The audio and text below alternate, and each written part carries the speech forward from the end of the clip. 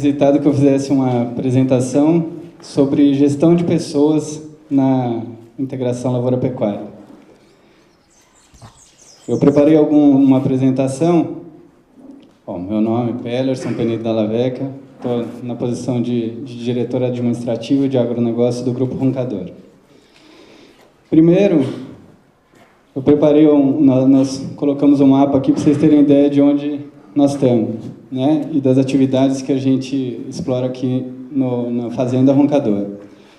Então, nós temos hoje 40 mil hectares de soja, sendo que 20 a Roncador toca e 20 mil hectares a gente tem uma parceria com a SLC, que chama Fazenda Pioneira. Nós temos 35 mil hectares de pecuária e temos 400 hectares de eucalipto. Só para vocês terem uma ideia da geografia da fazenda, no total são 152 mil hectares.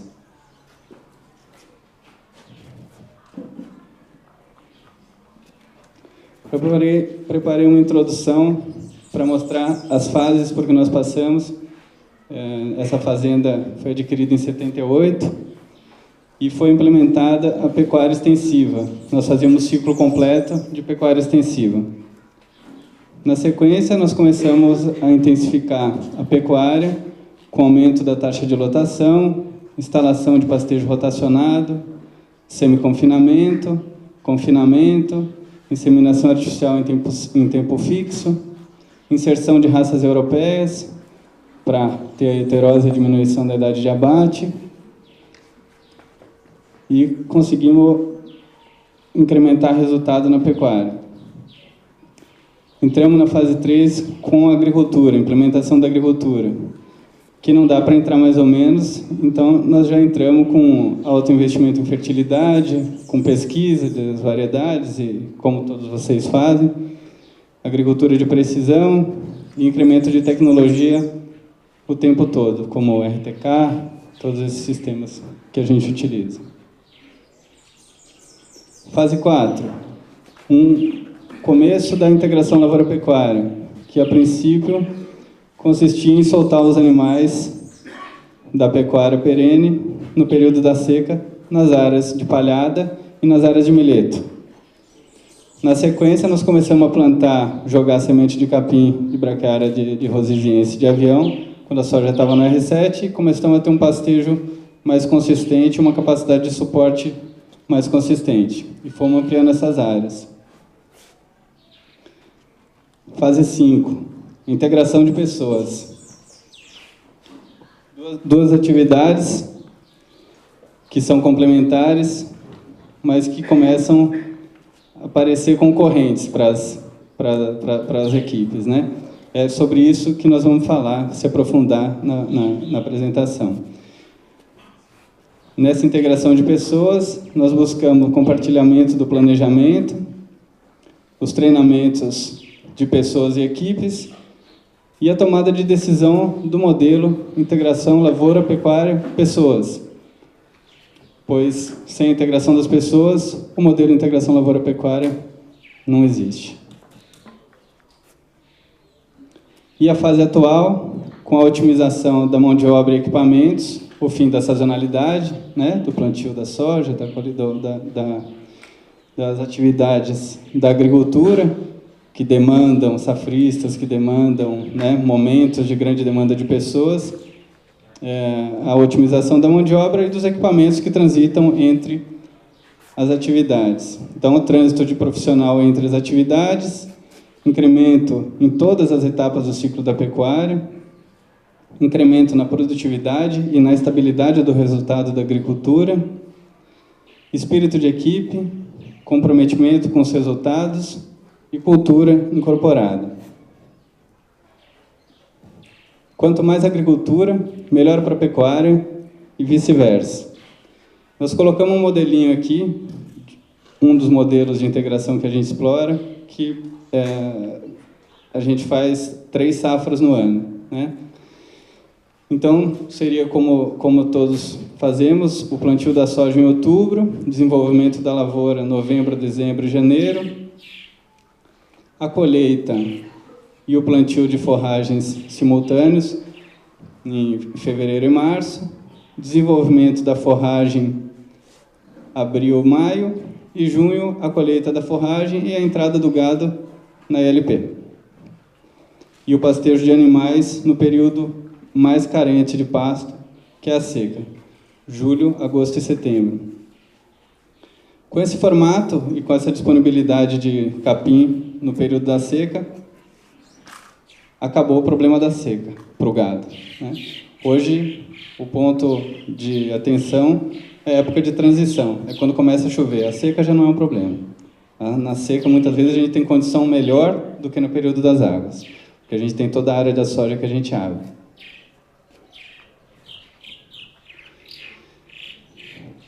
Mas eu vou falar sobre integração de pessoas, então vou voltar para o assunto, porque a parte técnica vai ficar para depois, né? Então, os desafios na integração das pessoas. À medida que nós fomos intensificando, foram surgindo os especialistas. Então, na pecuária, nós temos especialistas em inseminação, na parte reprodutiva, nós temos especialistas em confinamentos, né? Na parte do gado, em manejo de pasto, manejo racional. Isso vai criando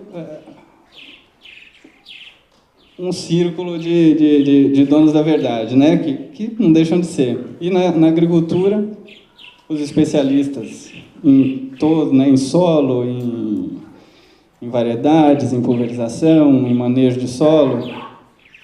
Isso é o risco da integração, né? Das duas atividades. Causa segregação. E aí a gente tem um caso da porteira aberta, né? O pessoal da agricultura vê a porteira aberta e diz: pô, esse pessoal da pecuária que larga a porteira aberta só para entrar aqui na minha soja e acabar com tudo, eles não têm capim e deixa o gado entrar aqui. E aquela coisa, né? Todo mundo sabe como é, né? E o pessoal da pecuária vê a porteira aberta e diz: ah, eu sou operador da agricultura, desgraçado, tem preguiça de descer para fechar a porteira e deixa aberta. Terceira vez essa semana que eu estou apartando meu gado. E assim vai. Nós temos mais um conflito entre as áreas administrativa e de produção, né? A missão do pessoal do administrativo é ser guardião dos processos. Quando a gente contrata eles, a gente diz: olha, para contratar tem que ter esse procedimento, tem que passar por isso, tem que ter essas atribuições, tem que ter a carteira desse jeito, né? Ou para o pessoal do suprimentos, do almoxerifado, né? O pedido tem que entrar desse jeito, tem que estar em tal centro de custo, tem que ter 3 cotações e tal. E a gente diz para o pessoal da produção: você tem que produzir, né? O cara está ali para defender os processos e o outro está para produzir. Então, se a gente não criar uma empatia e uma percepção da necessidade de se cumprir o processo e de produzir, vira uma guerra, né? Talvez vocês já tenham passado por isso. Desenvolvimento, escolha do modelo da integração lavoura-pecuária-pessoas e convencimento da equipe. As pessoas precisam acreditar que esse é o melhor projeto. E formação de lideranças multiplicadoras. Para formar essas lideranças, então vamos entrar nas ações que nós fazemos para a integração dar certo. A divulgação do planejamento para discussão com as lideranças. Então, a gente não chega e apresenta um plano de qualquer jeito e diz assim que nós vamos fazer. A gente discute numa mesa com o pessoal da agricultura, com o pessoal da pecuária e o pessoal administrativo também. A gente mostra o porquê da escolha daquele caminho, né? E, no final das contas, é resultado, é reais por hectare, né?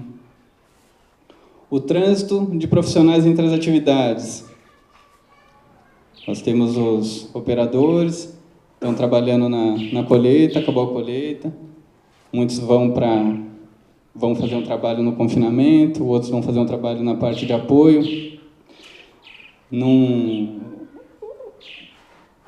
A gente que ia num caminho, se pensar 5, 10 anos atrás, os especialistas, né? Eram pessoas, aí, o operador da carreta articulada, né? Não faço outra coisa, sou operador daquilo ali. Então, hoje tem um retorno, a valorização das pessoas que fazem várias coisas, né? não é generalista no sentido de não saber fazer nada, é no sentido de saber fazer várias coisas, né? Nós vamos entrar nesse assunto mais para frente. Plano de carreira, processos e normas claras e bem divulgadas, remunerações variáveis interligadas, reuniões de divulgação das atividades específicas para todas as áreas. Importante, um setor saber o que o outro está fazendo, né? O planejamento, contar o que foi feito durante o mês e contar o planejamento do próximo mês. Porque nisso aparecem oportunidades de otimização. Vai estar limpando a crua de nível lá, não sei na onde, o povo aproveita e já vai no curral e já dá um trato, né? Coisas assim que são simples, banais, a gente sabe o que precisa, mas se não tiver comunicação, a gente não consegue fazer nada. E acreditar, né? Se a gente não acreditar, a gente não sai do lugar. Um exemplo, esse é o exemplo de uma fazenda lá de São Paulo, tiramos o nome das pessoas, uma fazenda bem menor, mas para exemplificar o trânsito das pessoas, né? Então, está de janeiro a dezembro, a gente tem, por exemplo, um operador de máquina aqui, que estava na pecuária, provavelmente fazendo herbicida ou roçada, entra na colheita de milho lá, mais tarde um pouco, entra na colheita, colhe, volta para a pecuária, junho, julho, férias, agosto, setembro, pecuária, outubro, volta para a agricultura para plantar. E assim, todos transitam por todas as áreas. Eu não pus o da roncadora aqui, porque o da roncadora é uma bagunça, porque é muita gente, né? Isso aqui acho que fica mais claro. Os principais benefícios. Economia, né? Básico, otimização da mão de obra, com diminuição de safrista, diminuição da rotatividade, pois as pessoas têm oportunidade de trabalhar o ano inteiro, você não precisa aumentar a quadra, diminuir o quadro tanto quanto precisava antes. Um sentimento de pertencimento a todas as atividades, que contribui na integração das pessoas, cargos menos específicos, que eu estava falando no slide anterior, né? E o conhecimento ampliado. A gente valoriza muito os coringas, né, que nós temos aqui dentro da fazenda, a gente que pode trabalhar na agricultura, tem o Bill, um caso ali, por exemplo, que trabalha no confinamento e que ajuda na colheita de soja nos domingos e feriados, né? Quando as pessoas não podem fazer a hora, tem uma integração operacional de fato. Nós temos o Escolha Seu Caminho, que é essa tabela que, na integração da pessoa, na integração profissional, quando a pessoa entra na fazenda, ela recebe esse papel com essa tabela, que tem todos os cargos que existem dentro da fazenda. E ela pode traçar um desenho do que ela pretende fazer na vida profissional dela, inclusive transitando de uma área para outra. Principais benefícios. Já na integração, o colaborador toma ciência da estrutura da empresa e pode refletir sobre o seu futuro. Possibilidade de aproveitamento de um bom colaborador que deseja um novo desafio em outra área. Às vezes, ele vai até onde dava para ele ir, naquela setor, naquela área, e às vezes ele deseja mudar mesmo de área. Mudar de chefe, mudar, né? As pessoas têm necessidades. Aqui dentro de uma fazenda, com esse conhecimento das possibilidades, ele pode conversar com o chefe, falar dos desejos dele ir para outra área. Se for um bom colaborador, o chefe dele vai falar com o chefe da outra área e a gente transfere. Temos vários casos muito positivos disso ter acontecido aqui dentro. E o sentimento de liberdade e oportunidade.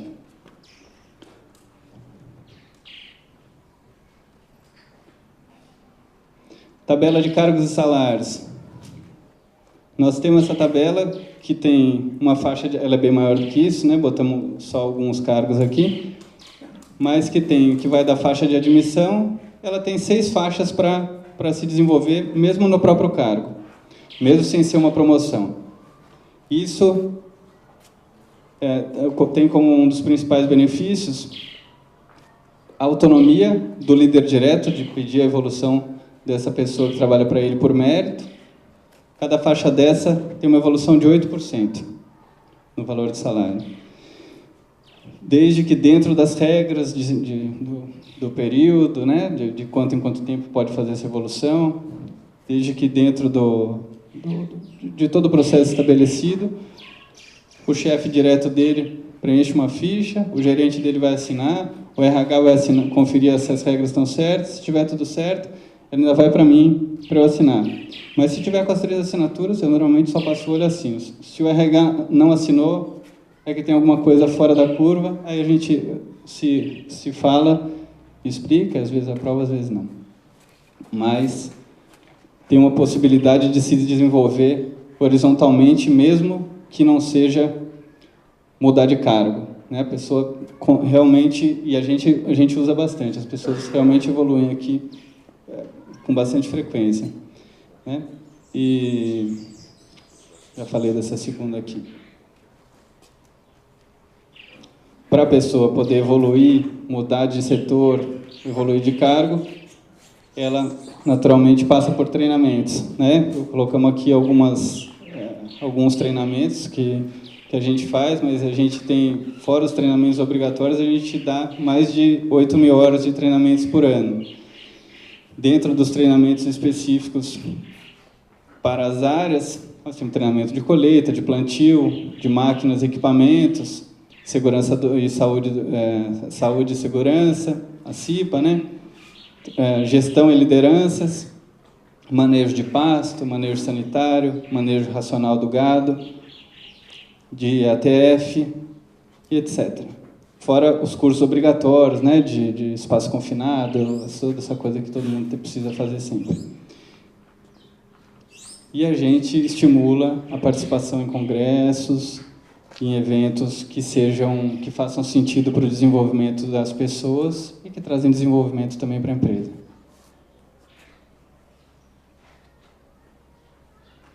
O programa de remuneração variável.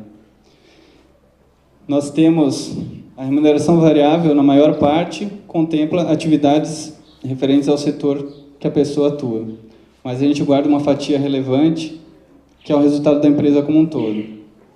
Isso motiva os colaboradores a contribuírem, a trabalhar em conjunto e a torcerem pelo resultado das outras áreas. Porque, no final das contas, às vezes uma carrega a outra. Num ano mais difícil da agricultura, o milho vai lá embaixo, a pecuária perfora mais porque ela guarda mais margem, né? E assim, e vice-versa também. Exemplos: coordenadores de pecuária e do apoio trabalham no plantio e na colheita de soja aos domingos e feriados. Tem uma troca de informação e de tecnologia entre as áreas que gera bastante aprendizado e desenvolvimento.